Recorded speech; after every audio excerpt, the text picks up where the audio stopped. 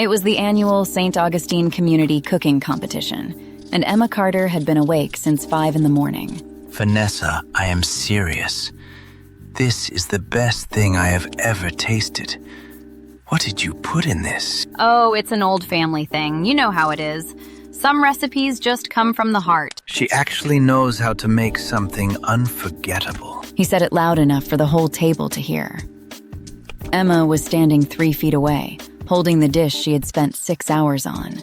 I also brought something, Daniel. The lemon cake. You asked me to bring lemon cake. Right, yes. It looks good, Emma. Very nice. I'm sure it's lovely, Emma. Very neat. You can tell a lot of care went into the presentation. The word presentation landed like a pat on the head. Emma smiled. She was good at smiling. Emma, I just tried your cake and it is incredible. That lavender glaze, how did you do that? My mother's recipe. She added lavender from her own garden. It tastes like something you'd remember for years. Sophie, have you tried Vanessa's tart? Here, let me get you a piece. He was already walking away. Sophie watched him go, then looked at Emma with the careful face of someone deciding how much to say. He did not just do that. He did. Emma. I know, Sophie. I know. But Emma was paying attention to something else now. It was the way Vanessa smiled, not at the crowd, at Daniel, like they were sharing a joke no one else had heard. That night, Daniel went to bed early. Emma sat at the kitchen table with a cup of tea that had gone cold, turning something over in her mind. Hey, before you sleep, did you and Vanessa carpool to the church today? What? No. Why would we carpool? I just thought I saw you arrive at the same time. We parked near each other. Emma, what is this about? Nothing. I'm just asking. You're doing that thing where you ask something small when you mean something bigger. Just say it. I thought you were rude to me today, in front of everyone. I was being honest. Vanessa's tart was very good.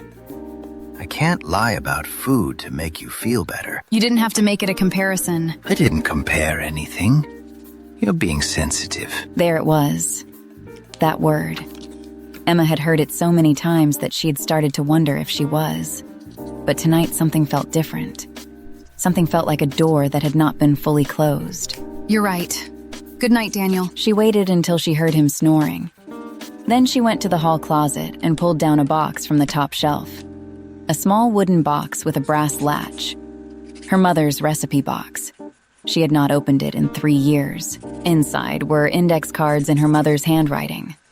Recipes, yes, but also little notes in the margins. Made this for the Hendersons after their loss. Add extra vanilla. Grief needs sweetness. And another. This one is for when someone needs to feel remembered. Emma read every card until 2 in the morning. Emma had started paying attention. Not spying, just watching. Listening. Collecting small things the way her mother had collected recipes. Okay, I have to tell you something, and I need you to not spiral. I'm already calm, Sophie. What? I saw Daniel and Vanessa having coffee at the place on Birchwood, Tuesday morning. Like 9 in the morning on a Tuesday. Was it a group thing? It was a 2-person thing, Emma. At a corner table, leaning in. Okay. Okay? That's it? I'm not spiraling. I'm thinking. Thinking about what? About how my mother used to say that the best way to find out if something is real is to let it show itself. You don't dig. You just hold very still and wait. Emma, that is a beautiful philosophy, but I am suggesting you also maybe check his phone. No, I have a better idea. Sophie looked at her with the cautious admiration of someone watching a friend walk a tightrope. What kind of idea? Every affair has a story, and every story has holes. I just need to find the holes. Richard Carter was Daniel's father, and he hosted a small family lunch every other Saturday.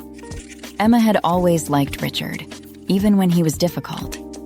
He had a way of knowing things without being asked. Emma, this is extraordinary. What is this dish? It's from my mother's recipe box. Braised short rib with a cherry reduction. She made it every winter. Your mother was a remarkable woman. I always said that. You did. Richard, can I ask you something? You may ask me anything you like, my dear. Has Daniel mentioned Vanessa Brooks to you?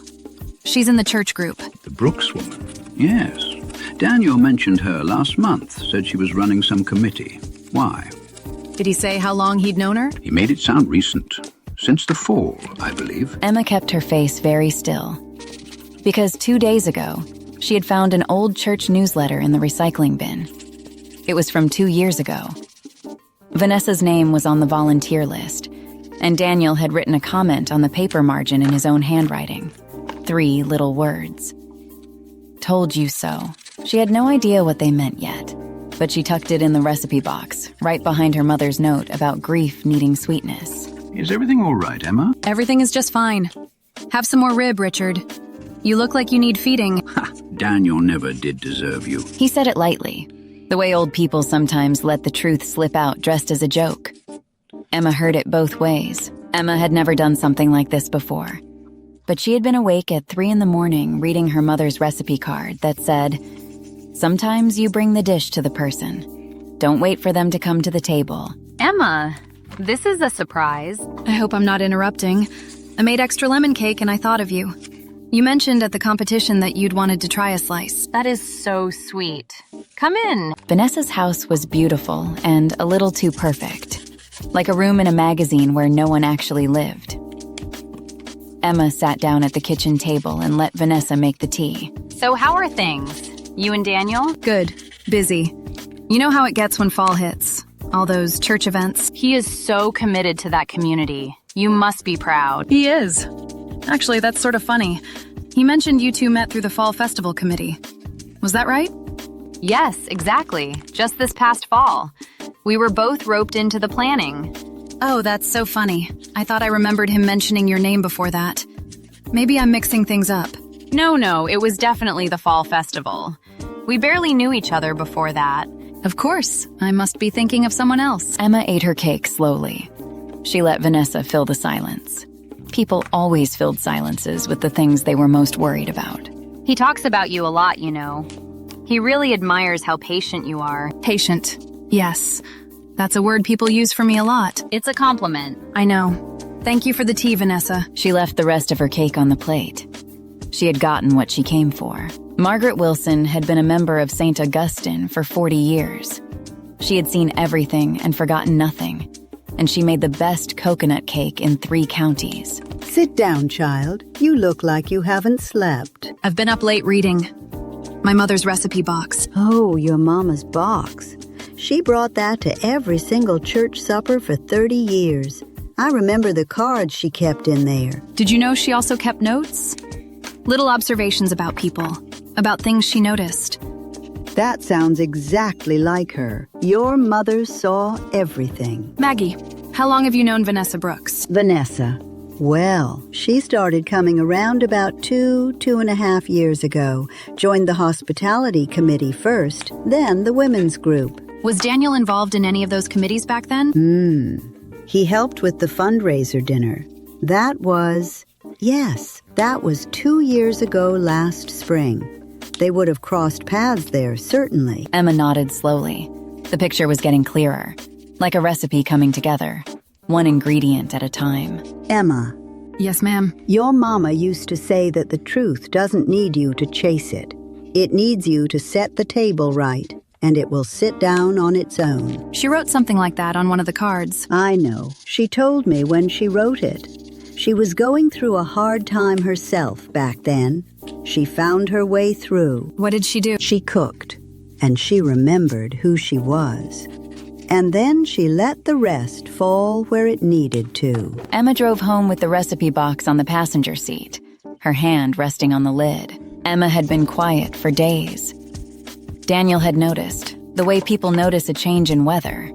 Not with concern, but with mild inconvenience. You're doing that thing again. What thing? The quiet thing, where you're thinking too much. I was just remembering something.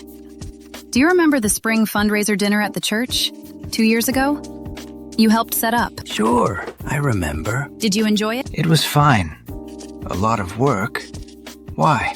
I was thinking about the people who helped, trying to remember who was there. I don't know, Emma. The usual group. It was 2 years ago. Vanessa was there, wasn't she? A pause. Just one beat too long. I don't think Vanessa was involved back then. She came in later. I thought I saw her name on the old program. The printed one. You must be misreading it. There's another woman, Donna something.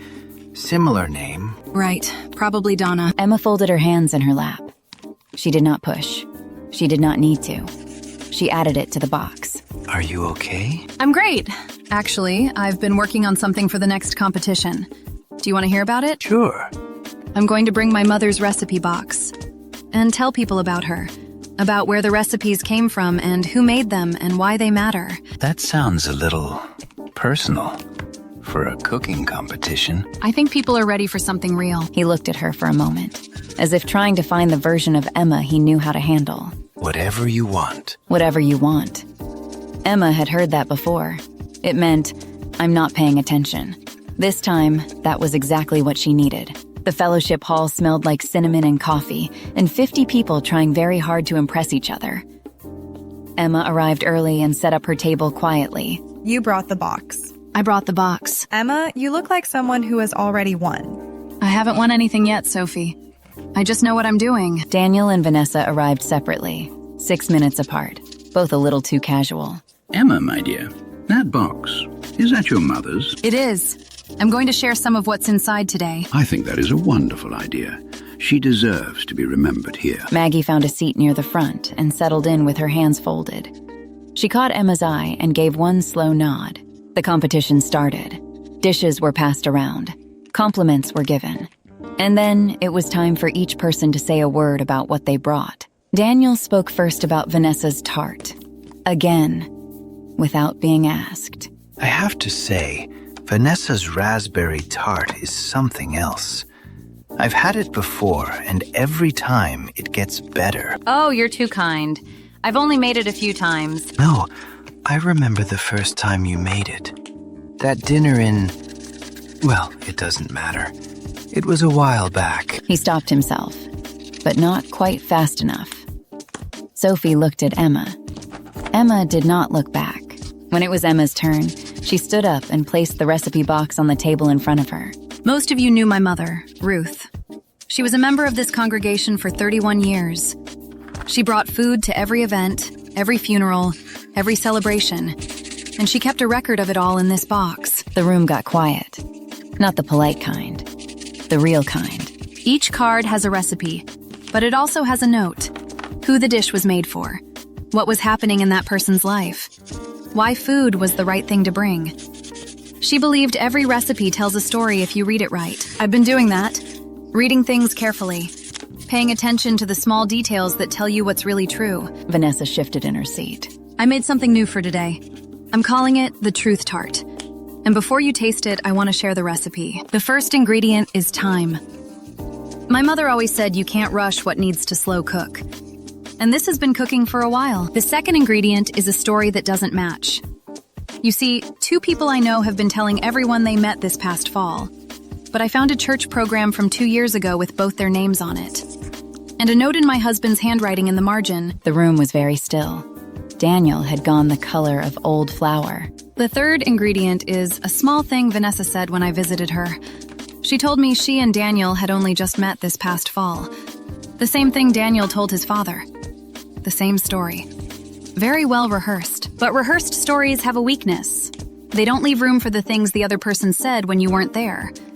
So when I asked Daniel about the fundraiser dinner 2 years ago, he said Vanessa wasn't there. But Maggie was.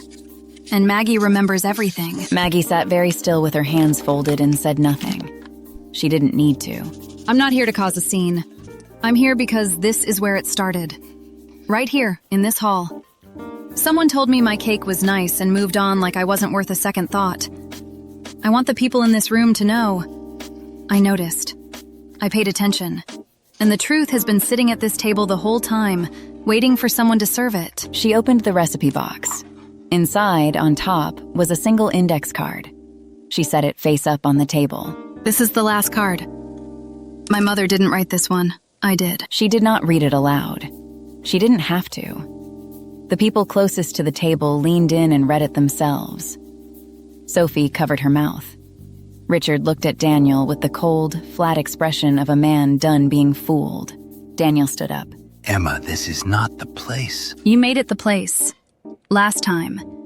When you told everyone Vanessa makes something unforgettable while I was standing right there holding something I made with my mother's hands. No one moved. Not even Vanessa. I'm not unforgettable because of what I make. I'm unforgettable because I pay attention. My mother taught me that. The room emptied slowly, the way rooms do after something real has happened. People talked in low voices and didn't quite make eye contact with Daniel. Emma, are you okay? I think so, yes. You know what's funny? Your cake was the only thing people were still talking about inside, the lavender glaze. 2 women asked me if you'd share the recipe. I'll write it on a card. Of course you will. Maggie found Emma by her car and held both her hands. Your mother would have stood up and cheered. She would have cried, and then made everyone tea. Same thing, from her. Richard was last. He stood beside Emma's car for a moment before speaking. I owe you an apology. I should have seen it sooner. You weren't meant to see it, Richard. They worked hard to make sure of that. He is a fool. A thorough, complete fool. He really is. What will you do now? I'm going to go home, make tea, read the rest of my mother's cards. And then I'm going to decide what I want the next chapter to look like. On my own terms. Good. That is exactly right. Emma put the recipe box on the passenger seat. She rested her hand on the lid the way she had for weeks now, drawing something quiet from it. She drove home with the windows down. The fall air smelled like wood smoke and apples.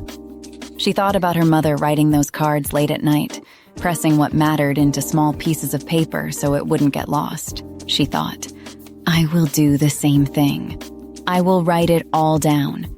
Every recipe, every story, every truth that needed time to be ready before it could be served. The moral of this story: the people who are overlooked are often the ones paying the closest attention.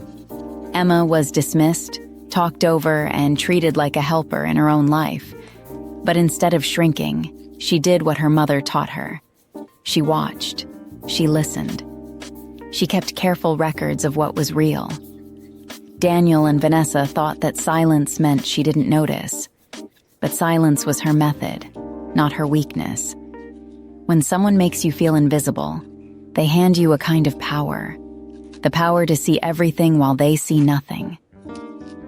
Emma walked into that room not to cause harm, but to set the table right, just as her mother had said. The truth had been waiting there all along. She simply served it.